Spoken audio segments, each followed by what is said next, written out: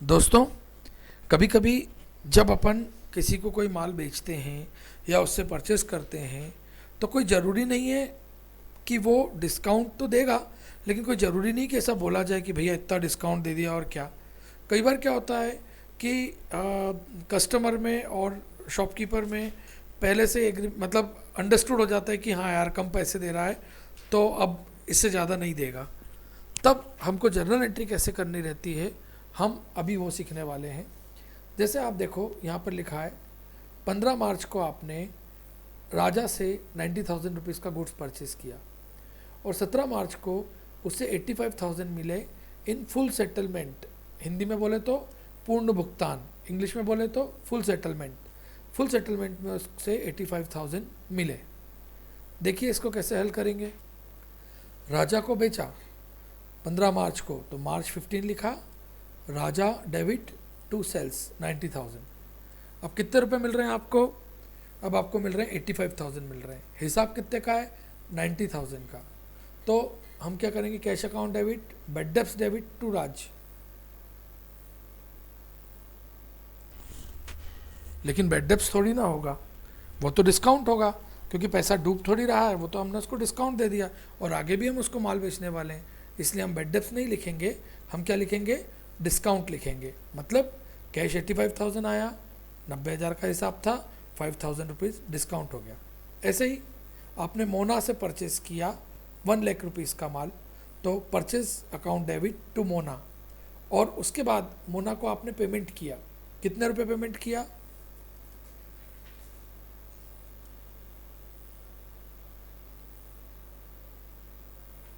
95,000 in full settlement. मतलब full settlement में आपने मोना को 95,000 रुपीज़ दिए। तो इसकी जनरल एंट्री क्या हो जाएगी? किसको मिला? मोना को मिला। तो मोना डेबिट 1,00,000 रुपीज़, आपकी जेब से कितना गया? टू कैश 95, और बाकी 5,000 रुपीज़ जो है वो आपका डिस्काउंट हो गया, टू डिस्काउंट। अब आपको मालूम है, अब देखिए अगली एंट्री है गुड्स रिटर्न टू राम। मतलब राम को आपने 10,000 रुपये का माल वापस किया। मतलब ये क्या हो गया? परचेज रिटर्न हो गया। Goods return to Mohan 5,000। Mohan को आपने 5,000 रुपये का माल वापस किया। ये क्या हो गया? परचेज रिटर्न हो गया। और आपको मालूम है परचेज हमेशा डेबिट होता है। यदि परचेज हमेशा डेबिट होता है तो परचेज का उल्टा होता है परचेज रिटर्न। राम को वापस किया तो क्या हुआ? किसको मिला? राम को मिला। तो Ram debit 10,000 rupees to purchase return. Mohan को दिया तो क्या हो जाएगा? Mohan debit to purchase return, क्योंकि मोहन को माल वापस किया आपने। फिर 5,000 5,000। अब इसके आगे देखेंगे,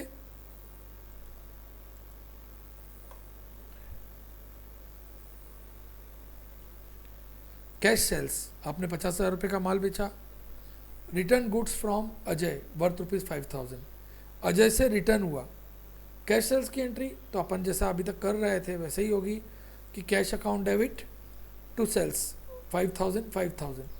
लेकिन अजय से रिटर्न आया, मतलब अपन ने जो माल बेचा था उसमें से अजय ने अपने को माल वापस कर दिया, उसको पसंद नहीं था।